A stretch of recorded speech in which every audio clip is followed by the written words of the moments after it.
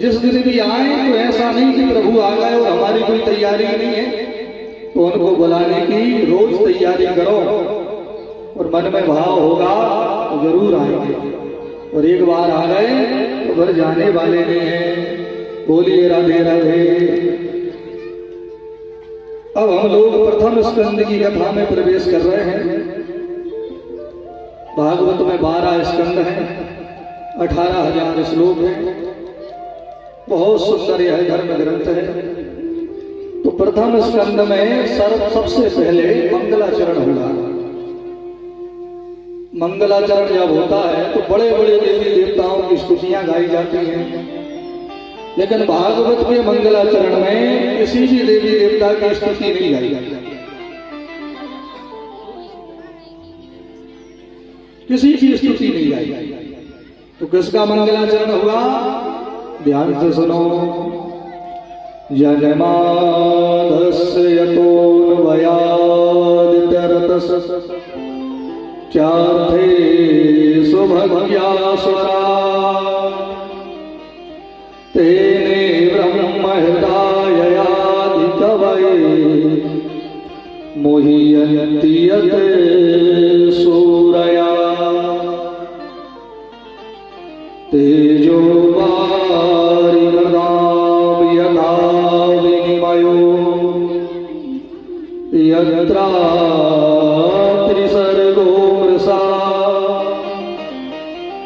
धामना स्वेन सदा निरस्तगुहकं सत्यं परं धीमहि।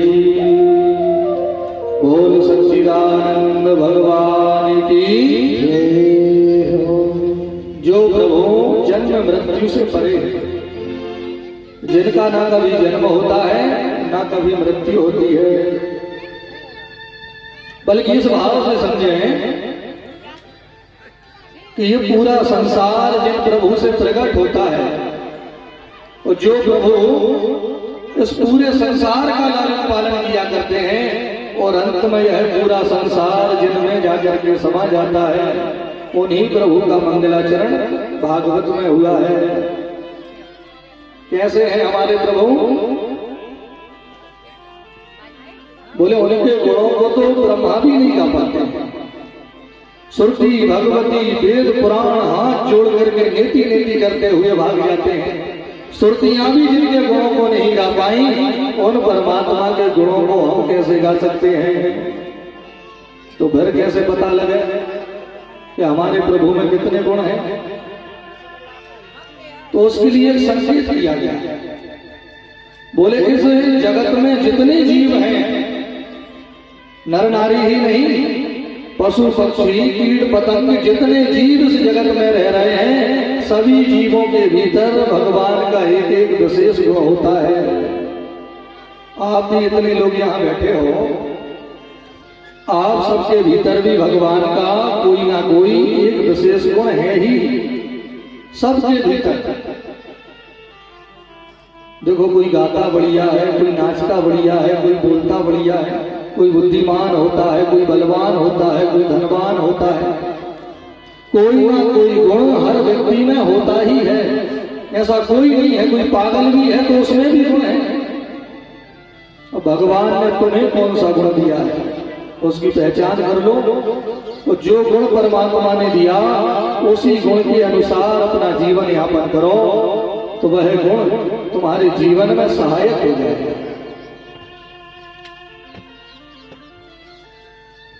और हमारे प्रभु का काम क्या है? तो प्रभु की लीलाएं ऐसी हैं जो सहज समझ में नहीं आती। उदाहरण देके बताया, तेजो वारिमृदां यथा विनिमयो, मतलब सूर्य की किरण।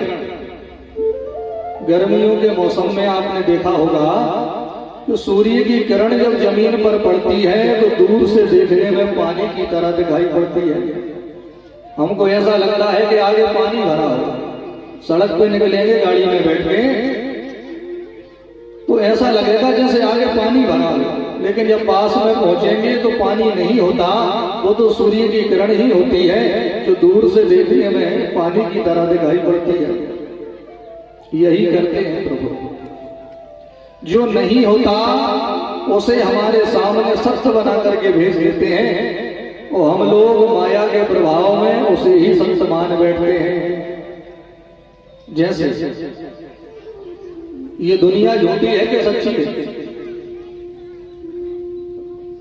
यह है जगत जगन मिथ्या, ये जगत झूठा है।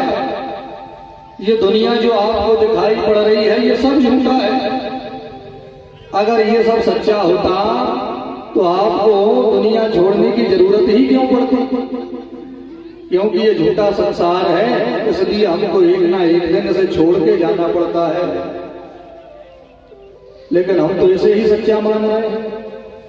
हमको जो दिखाई दे रहा है हम उसे ही सत्य मान रहे हैं। लेकिन भैया सोते हैं तो सपना आता है, सपने में जो दिखाई पड़ता है वो तब तक ही सत्य लगता है जब तक नींद नहीं खुली।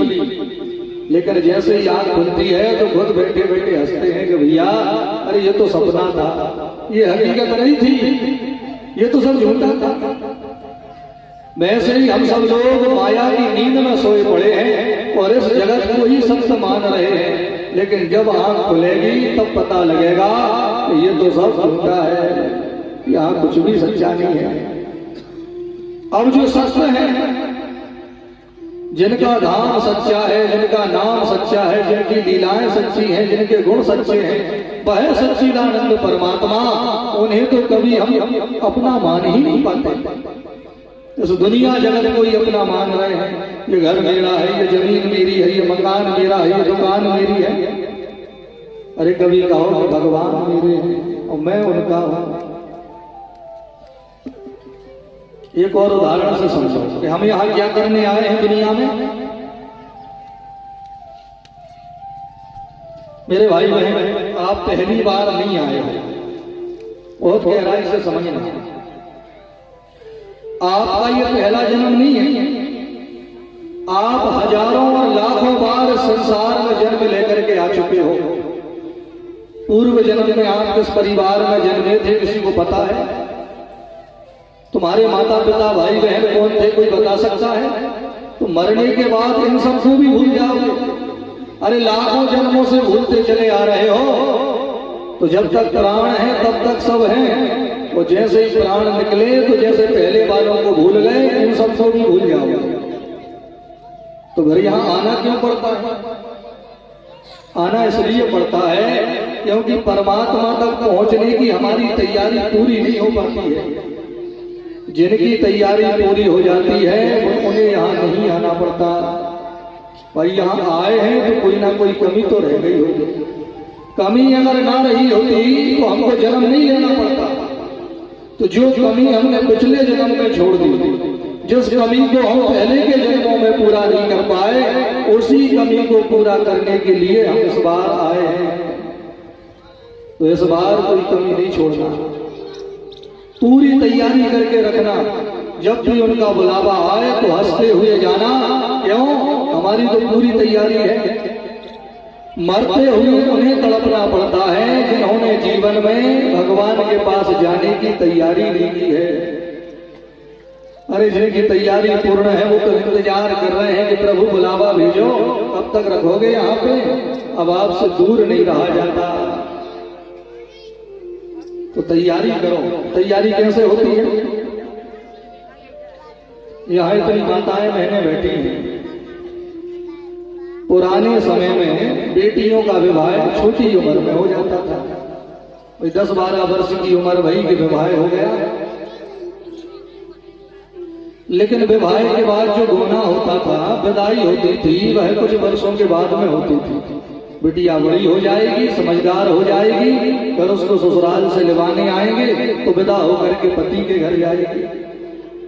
तो विवाह के बाद और विदाई के पहले कन्या माता पिता के घर ही रहती थी। लेकिन अब विवाह हो गया। अब एक बात तो पक्की हो गई कि एक ना एक दिन बेटी को ये घर छोड़ करके पति के घर जाना ही पड़ेगा। तो माताएं क्या करती थी कि जब तक विदाई का मुहूर्त नहीं निकल रहा, 2-3 साल का जो समय मिल गया, उसमें माताएं अपनी बेटी को ससुराल में रहने की तैयारी करवाती थी। बेटी को घर के काम सिखा दिया करते थे। बड़े बूढ़ों से कैसे बोलचाल करना है, बातचीत करनी है, सब सिखा दिया करते थे। तो बेटी सब सीख करके जाती थी, तैयारी करके जाती थी, तो ससुराल में उसे परेशानी नहीं होती थी। गई 2 दिन में ही पूरा काम संभाला, सबकी लाडली बन गई और आनंद से अपना जीवन निकाल लिया। लेकिन मानो विवाह हो गया तो तैयारी पूरी करी नहीं। अब ससुराल में जाकर के सासू माँ ने जब काम बताए तो बड़ी परेशानी हो रही है, क्यों कुछ आता जाता है नहीं। अब वहां बैठी बैठी रो रही हैं और सासू माँ की बुराइयां हो रही हैं। क्यों? क्योंकि सही समय पर सही तैयारी नहीं की गई। अगर सही तैयारी करके ससुराल गई होती तो रोना नहीं पड़ता, बुराइयां नहीं करनी पड़ती। अरे वहां आनंद से पूरे घर को संभाल करके सबकी लाडली बन करके रहती। लेकिन सही समय पर सही तैयारी नहीं भई तो रोना पड़ा।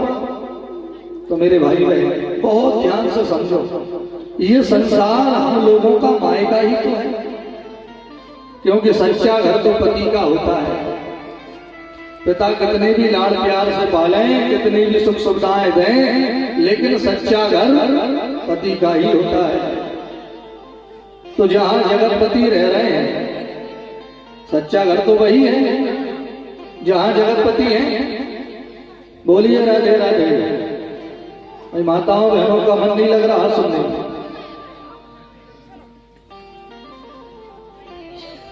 अब यहां से हम पूछ रहे हैं कि सच्चा घर पति का होता है कि नहीं होता?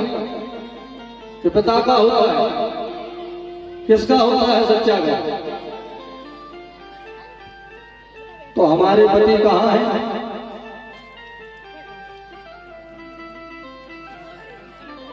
जगतपति जो अनंत ब्रह्मांडों के पति हैं, सच्चा घर हम लोगों का वही है। ये संसार हमारा सच्चा घर नहीं है। अब यहाँ भले ही तुम कितनी भी तैयारी करो, कितनी भी साफ सफाई करो, कितना भी अपने घर को सजाओ, लेकिन इस मायके को छोड़ करके अपने पति के घर जाना ही पड़ेगा। तो वहां जाने की कोई तैयारी है कि नहीं है? अगर बगैर तैयारी करके गई तो वहां पर रोना पड़ेगा, परेशान होना पड़ेगा। और बगैर तैयारी के जाओगी तो फिर तैयारी करने यही बनता जाएगा। इसलिए समय समय पर संत महात्मा आते हैं, अपने वचनों के द्वारा तुम्हें याद दिलाते हैं कि भैया कुछ अपनी भी खबर है, इस घर के बाद एक दूसरा भी घर है और वही घर तुम्हारा सच्चा है। तो उस घर में जाने की तैयारी करो कि वहां जब जाओ तो तुम्हें परेशान ना होना पड़े। जगतपति के प्रिय बन करके, उनके पार्षद बन करके उनके चरणों की सेवा में तुम्हें लगा लिया जाए। तो दोबारा इस दुखालय में दुख भोगने के लिए तुम्हें ना भटका जाए। तो जिनको दुख नहीं भोगना वो आज से ही तैयारी प्रारंभ करो। तो तैयारी कैसे होगी? खूब भगवान का भजन करो,